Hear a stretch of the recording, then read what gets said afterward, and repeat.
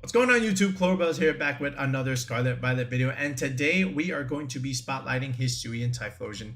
So the Typhlosion is a very useful Pokemon to have on a hyper offensive team just because of the damage that it can put out, and also it can take advantage of the said tailwind that is coming out from these hyper offensive teams. So imagine the Eruption, right? This is one of the main selling points of the Typhlosion, and with this speed of 95, you're able to outspeed stuff like a Gholdengo or even an Annihilape here. But of course, with the fire ghost typing, you do have to be aware of stuff like Incineroar, because again, Incineroar can resist both of your stabs. That being said, Typhlosion can still, do a lot of damage early on in the beginning, where it can chip things down quite a lot, and then you can just clean up in the end game with the rest of your team. Or you could envision the reverse idea, where you can lead with early offense from other options, and then use the Typhlosion to clean things up when everything has been chipped down and resources have been expended, where Eruption is just an easy click of a button, right? But of course, besides the Incineroar, other things you have to keep in mind is something like the King Gambit, right? Because the Gambit, of course, can pressure the Typhlosion with something like Sucker Punch, and then it's almost like you don't have a Typhlosion anyway, right? So you need a way to get around priority, right? And this is where stuff like Indeedees are relatively useful, whether it be the male or even the female one, right? Where you can just give yourself Psychic Terrain and deny said Sucker Punches. Same thing with like Basculegion Aqua Jet, for example. That's another way to get around it. And usually these Typhlosions are also going to be around something like a Whimsicott here. And you can technically just add either the male or the female Indeedee. And then ideally the Sneasler can come onto a team like this, right? And this is one part of the hyper offensive core with something like this. So the Whimsicott can give the team additional tailwind support, which is something that the Typhlosion generally enjoys. And then of course you can also go for something like Sunny Day, which has multiple uses. One, it'll boost your Typhlosion's damage in the sun, but two, it'll also ruin rain teams' days that have a Pelipper, right? Because if the Pelipper can switch in, yes, it can change the weather, but then you have manual weather to change it right back. So all of a sudden, the Pelipper's rain is neutralized because you have manual weather on your side. So that's the other selling point here. And then, of course, with the Sneasler, this is pretty decent into something like an Incineroar. Of course, yes, the Intimidate is annoying, but at least you can pressure it with something like a Close Combat. The same goes with something like a King Gambit, where you have this strong fighting type to pressure the dark types, which is something that sometimes the Hisuian Typhlosion has trouble against, right? So from here, you can kind of choose the last two slots depending on particular matchups, but this is one way to play the Typhlosion hyper offense idea, right? Where just you have the aggressive tailwind setter along with the weather control, and then you have Unburdened Sneasler thanks to the Psychic Seeds here. So if you have tailwind and Psychic Seeds, then this is going to be very good into the mirror matchup, of course, because some Sneaslers on those type of teams, especially the Sneasler balance teams, they're just only relying on the Unburden, but now you can have your own tailwind support along with at the same time, right? And then same thing here, you have another alternate mode here with the Indeedee Sneasler. You could lead these two and then just look for early offense and early damage with these guys, and then in the end game you could find yourself in position to clean up with Typhlosion as an example, right? And from here, the Indeedee, this could be your answer into Trick Room teams, right? Because you have access to Imprison and Trick Room, so you can play it like this. Otherwise, you can also look for options like Tera Blast, Tera Fighting. I've seen this a couple of times. This is great into something like an Incineroar, like a King Gambit, for example. And then, you have the Psy Spam idea with Expanding Force. So if you have Expanding Force Eruption plays, that's very bad for the other team, because again, they're going to be taking a lot of damage. But like I said, this is where like Incineroar can kind of ruin a lot of dreams here, okay? But if you put your Sneasler in the back and you position it properly, then this can do still relatively fine. Now, that being said, Incineroar will still take a pretty good chunk from Sunny Day Eruption, right? And assuming you have like a Charcoal or Choice Specs here, along with the Terrifier, like again, it'll be chipped down quite a bit. So even though it won't KO, it's still going to be a lot of damage. And now these last two slots can kind of help you in other areas as well. So you're not really so worried about the Incin in that sense. But at the very least, we have the general core here. So before we even finish off the core, what I want to do is actually just spotlight some other successful Hisuian Typhlosion teams. So this way, you can kind of get a sense of how the other teams have been building around it. And this way, we can also explore the other options that we can add into the last two slots here. So let's take a look. All right, so for this, we're going to head back here into Lab Mouse. Of course, we're going to take a look at the data and let's see what has been used thus far from Hisuian Typhlosion in the second go-around of Regulation H. So this is from Woach King. Again, I think this is Jonathan Zuniga. I remember him using this stuff. So he actually won a tournament with this team. I think it was like a 200-person tournament there, right? It was the Himi Turner Tour, and yeah, this is it. You can Scarf your Typhlosion here, which is great because look, there's no Tailwind here, so you need a way for Typhlosion to outspeed the format, and this is one way to do it. And then at the same time, you have the offensive pressure with something like Sneasler Dragapult here, like we showed you earlier. Sneasler is great into like the dark type stuff. Double Ghost idea is quite interesting, to be honest. But again, Sneasler with also the Wheezing here, neutralizing gas, you get to remove that Intimidate idea anyway. So that's pretty nice. And then you can always lead Instant Wheezing here with the ability shield. So this way you get to use your own Intimidate here. So yeah, I can kind of see where the Typhlosion can be used here, right? You can always just do early offense with Sneasler Dragapult here, or you can even just lead Typhlosion with the Choice Scarf and start nuking things with Eruption. You also have Fake Out Pressure to neutralize a slot if you have to, right? Just in case they click Protect or whatever. And then in the back end, you can just rely on Sneasler Dragapult for finishing touches, right? So pretty good idea. Then this type of team you'll probably see a couple times if you haven't seen it already on ladder games. This is almost like the Wolf Glick idea, right, from his first go around in Regulation H. I remember this stuff with the Toadstool, the Chomp, and whatnot. I think there was a Gambit here or something like that. I've seen that team a couple of times there. That's another way to consider running that. But I like Daniel's team a lot, okay? This is like one of the better Typhlosion teams, at least in terms of hyper offense. Like, again, it does use the familiar card that we've been spotlighting. It uses the female Indeedee instead.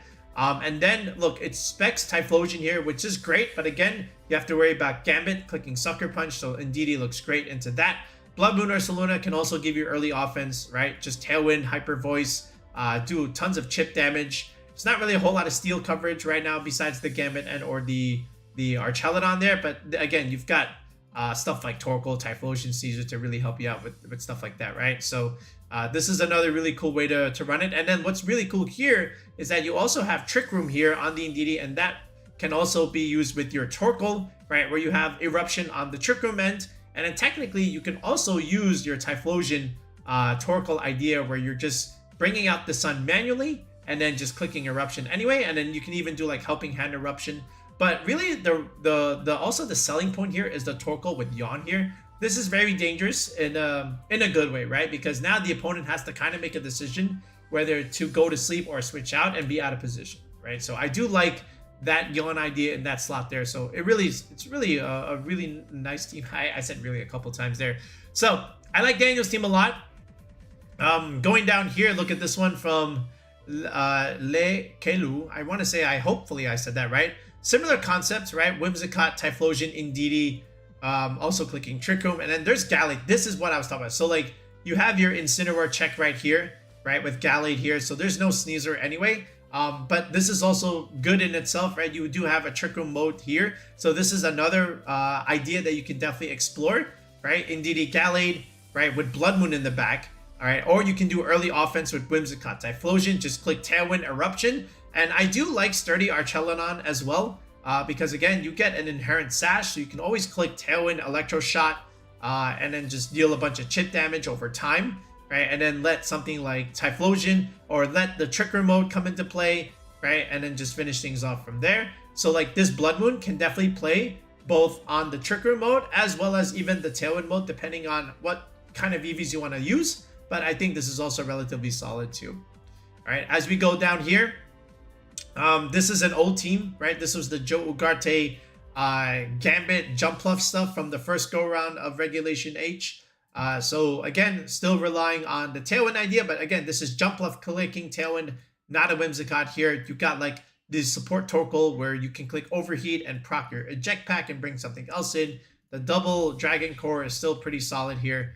I don't know too many people using this. But it is still very, very good. So if you want to explore that, that would be also nice. From Pittsburgh, very recent, right? Look at this team from Sam Bayer. I think this is one of the more unique teams from Pittsburgh, especially in day 2. Look at this idea. Again, Whimsicott, Choice Specs, Typhlosion here. Support Torkoal, again, A familiar theme here. You got Venusaur clicking Sleep Powder instead of a Jump Bluff here.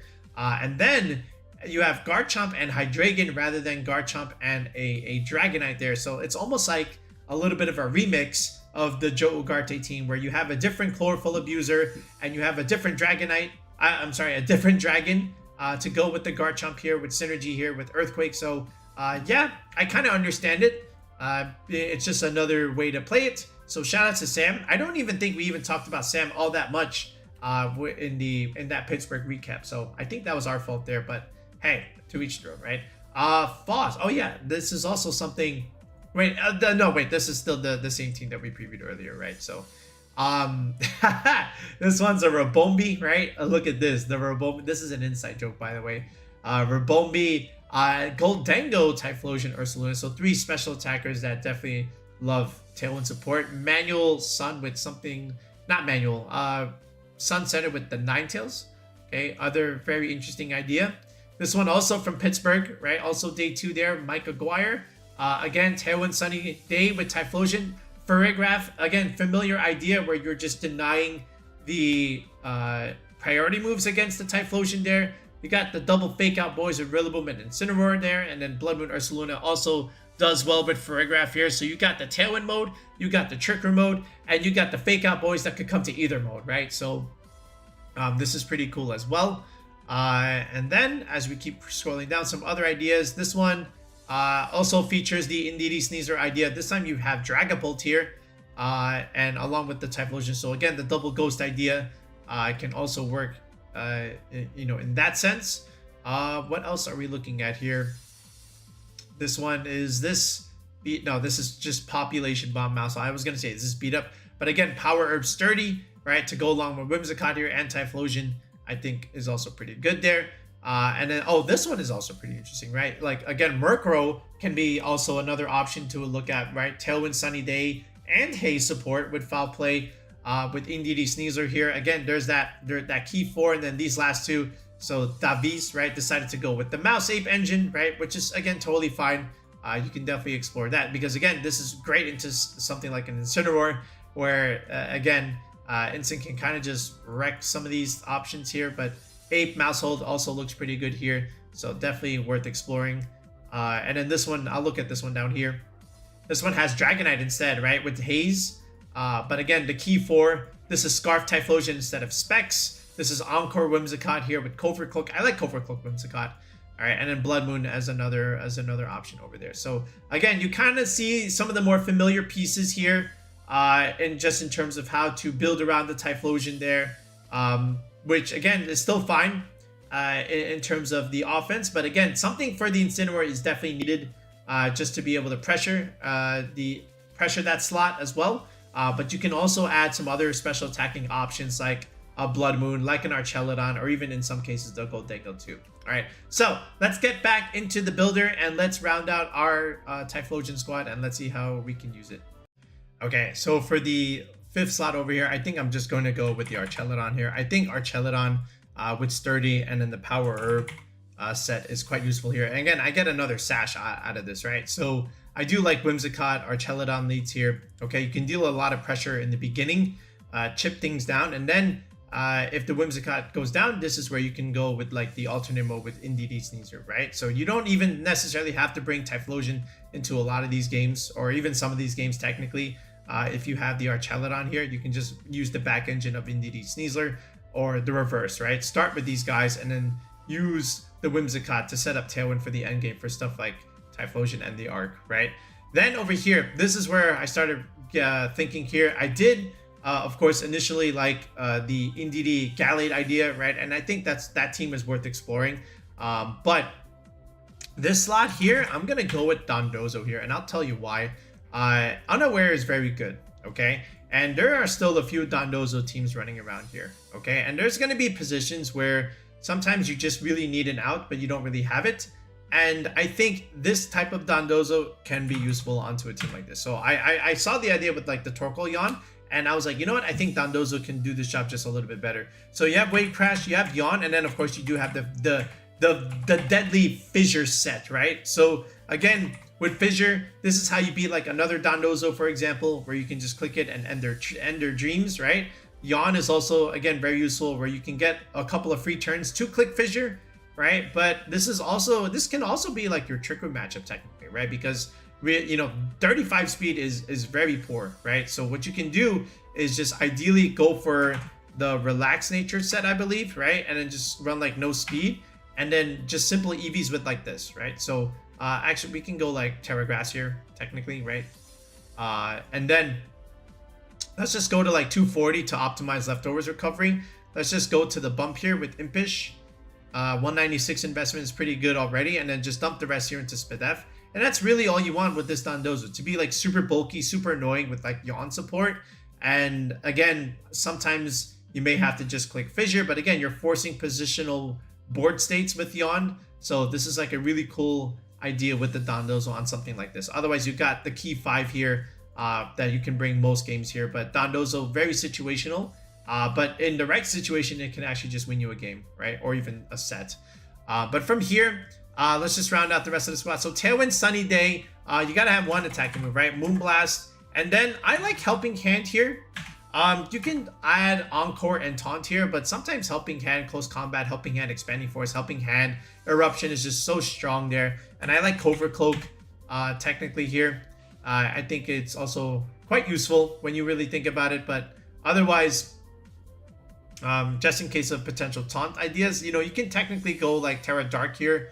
I think there's other Terras you can use. You can even do like Terra Steel, for like ice resist or flying resist altogether. But otherwise, I still think this is still like all right. All right, Typhlosion, we're gonna go Terra Fire, obviously. Now you can go Specs. Okay, you can go Specs. You can go Scarf. Listen, I like Protect. I'm a Protect kind of guy, but if you feel like you're missing KOs, you can definitely go with Specs. Heat Wave and Shadow Ball is the way, right? With Protect there. And then this, you can just make a simple Timid set with 252, 252. Okay. As far as like the Whimsicott is concerned, I just want to be faster than like other max speed Dozos and like at least be faster than Adamant Sneaslers.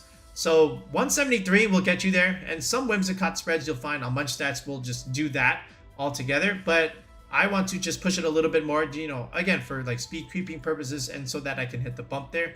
Let's go max HP here, right? And really just 1 point in the bulk, and then just dump the rest in Spadef. That's really all that's left over there, right? Get an even spread with your defense and Spadef almost. Indeedee here. So I like Sash on this, okay?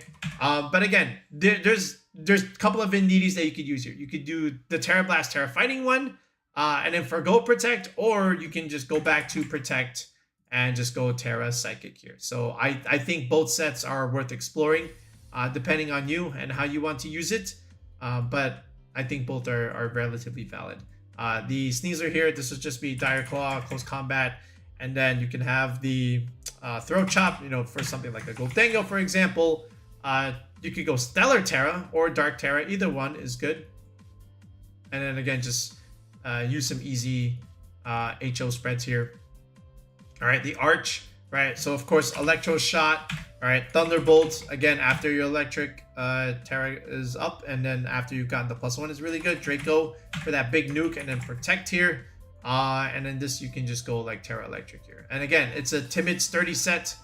So it's pretty useful. Again, just to have that one type of Sash on the board. And then a Dondozo we've already done, right? So again, a couple of ways to run this. Again, like I said, you could change the item on the Typhlosion there.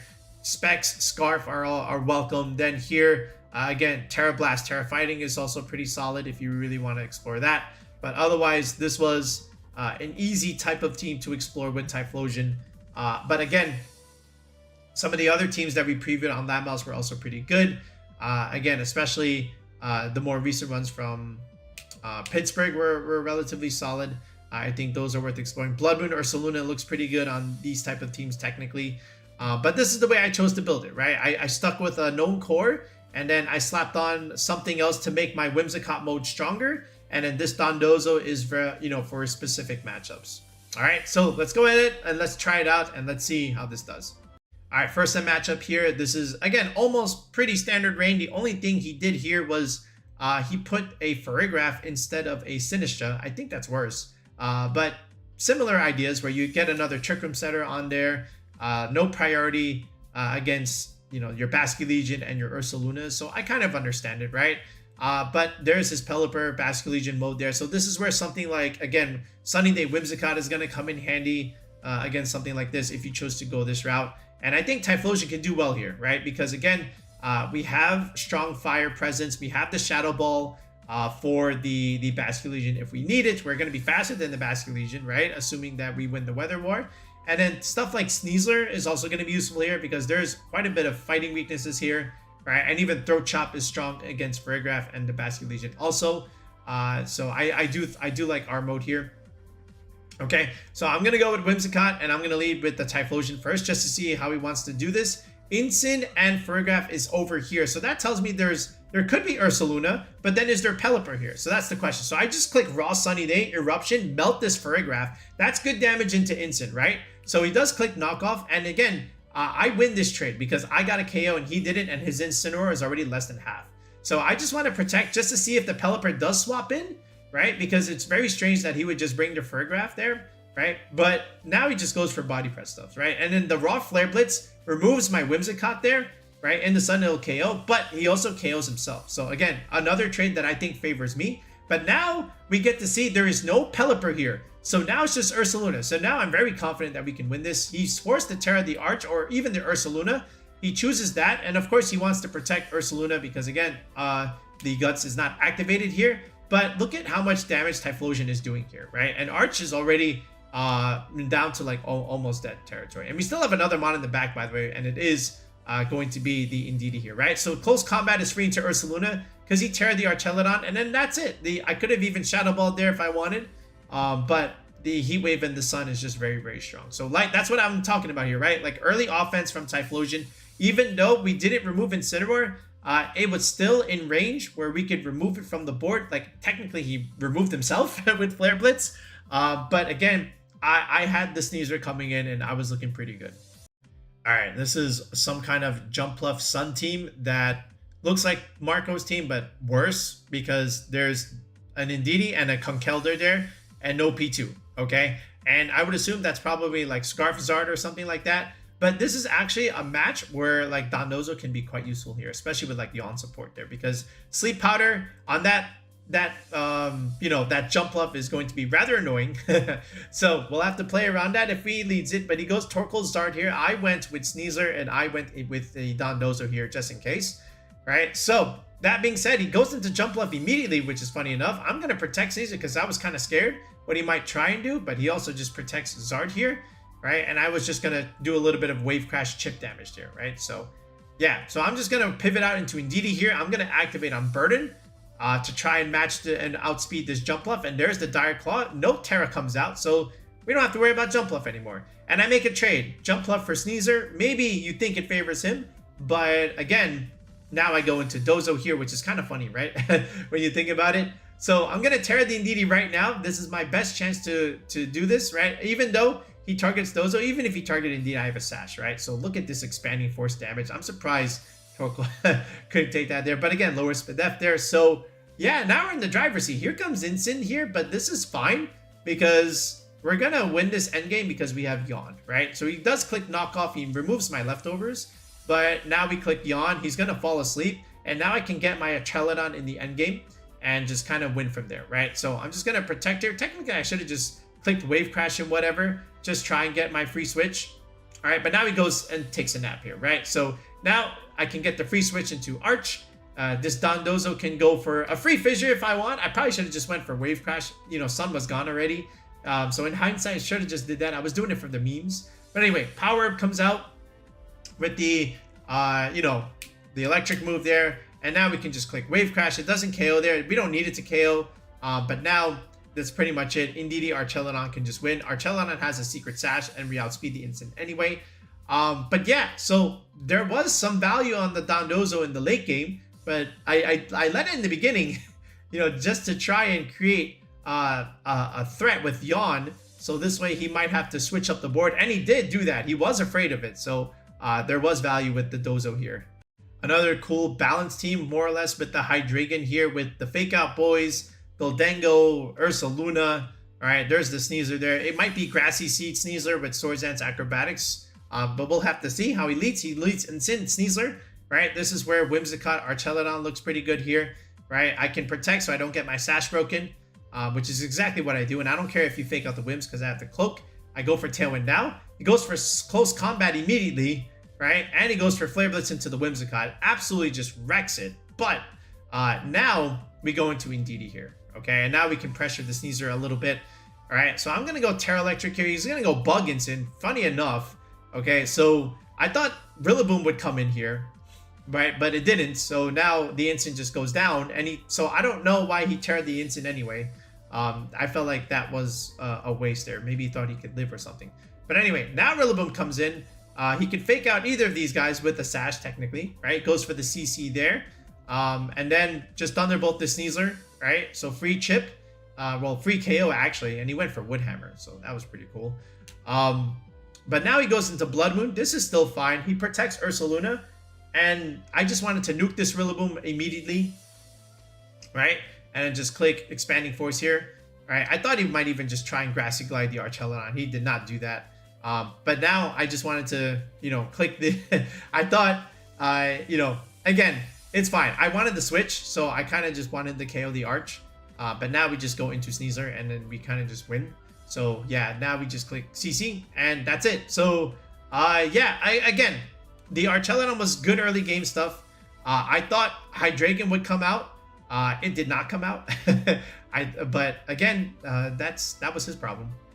All right, we'll show you another one here. This is like a Wheezing Slacking variant. There's been a slight increase in some of these. They've done relatively well on Dondozo teams. But again, I kind of want to just lead the same way. He does have a Kilowattrel there. He also has Mamoswine. So there's some good synergy there, right? With Mamoswine, Kilowattrel, click Tailwind, Earthquake. You have Pressured, Ice Shard there. Right? I kind of like Mamoswine in this format because he does a lot. He does super effective damage into pretty much almost everything in the top 12 there, right? Think about like Rillaboom, Insane, Gholdengo, Sneasler, and Dragonite. Mamoswine runs through all of that, okay? Of course, the speed is the big issue, but you have Ice and Ground coverage, and that hits everything, okay? So it is noted, but we'll see if we can restructure some teams around Mamoswine. Anyway, so here's how I decided to play this one. So he's going to go Kilowattrel, Mamoswine there. So he went with this mode instead of the Wheezing Slacking mode. I went with Whimsicott Archelodon once again. I wanted to see where the Sash was, right? Because either of these things could be Sash. It could be, you know, Icicle Spear, Mamoswine, or whatever, but no Sash on the Kilowattrel. So that means the Sash might be on the Mamoswine. You click Earthquake. Could be Clear Amulet. You never know. He comes into Rillaboom here, right? I don't care about Fake Out into Whimsicott there, so I just protect Arch. I just wanted to try and chip the Mamo and break a Sash if it was there. Goes for Icicle Crash, right? No Ice Shard was coming out there. At this point, I can sack the Archelodon there, so I was going to stay in, and I just wanted to get a free nuke if I could. So I double tapped this slot here, and the Garganacl is so good, man. I don't know how he lived that. But the Crash removes my Whimsicott here. But now, I can go into my Typhlosion here, and this is where I miss... I underestimated Garganacl's bulk here, right? He does protect Mamoswine here. He does protect here, right? He could have had Wide Guard, but he didn't do it. Gets a little bit of recovery here, but this is why I wanted the free switch into Sneasler, right? So now he's in trouble here. He goes for the Ghost Hair. He calls it right. I probably should have just went into Garganacl and clicked Eruption anyway. So I get this wrong, and Garganacl survives. If I just Tera'd the Typhlosion, would have been fine, but I didn't. So now this ends up happening, but this is still fine, right? We're still in a great spot here. He does have Rillaboom here. You just protect. Typhlosion can't click Eruption, but you are still alive, and there's only one more turn of terrain left anyway.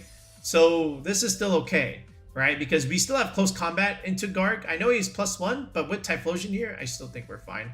So now I just Tera'd the Typh, right? Close combat removes the Garganacl anyway. Stab super effective, and now we just, even though we missed the Rillaboom, it's like, okay, right? There's the high horsepower. All right, so now we go back into Arch here, and we can win from here, right? Dire Claw does so much damage. Right, and then I just click Draco there just for a little bit more damage, and yeah, we're able to clean up there. So, I guess if I just Tera'd the Typhlosion, it would have been much faster. But I thought the Garg would go down there. I thought it would, but it did not. I just want to show you this last one right here. This looks like Hard Trick Room here, and it is more or less. He does have the annoying Hisuian Zoroark there, which one would imagine he probably brings, right? So I do decide to bring Dozo here, but I keep it in the bag. I want to see how he leads. I'm going to go Indeedee Arch first, actually. Right? Couple things with a Sash, more or less. He leads the Indeedee anyway. I do fall for the biggest trick in the book. So the Torkoal used Taunt, right? Which is very devastating for me, right? Because we KO that thing. He gets a free switch, right? Because I was clicking Imprison, right? And of course I couldn't do it. So we fall for it, right? So now I kind of just have to stagger my slots here and my protects. So I bring in Dozo now. All right, I'm going to protect here. And he goes for the raw Eruption. Okay, and he goes for Psychic into the other slot there. Probably thinking to bring Sash, but you know, Dozo eats everything, right? So now I'm just going to protect Dozo because I can't take another Eruption. And I just have to let Arch kind of go down here if he decides to double tap that slot. He didn't, right? He went for the Arch. I mean, he did. He didn't care for the Dozo here. So now I have to go into Indeedee here. All right, I'm just going to protect at least this turn. The Trick Room does have 2 turns left, so after this, it will be 1. Dozo, unfortunately, does not take that one. Because otherwise I would have just went for like something like Yawn. I think I clicked Yawn there or something. Right, so now one more turn, right? This is my last shot. I'm just going to protect Typhlosion this turn and see maybe he double taps the Typhlosion slot or maybe the Indeedee slot, who knows. And he missed targets here, and this actually just wins me the game because he did that, right? So yeah, now Expanding Force runs through, right? And he doesn't really have a choice. Now I just click Eruption, everything melts. And he has one more Mon in the back, and it is the Hatterene, right? And this is good for us because now we just click Shadow Ball, yeet, and then Indeedee can just clean up with the Expanding Force there. So the Sashes, the Protects, the Sturdies were helpful here in stalling out that Trick Room, and Dozo did what it needed to do. It took those Eruptions like a champ. Technically, what I could have also done was just maybe even let the Indeedee go down, get the free switch into Dozo at least, and then, you know, just go from there. But yeah, I played it a little bit differently at the time.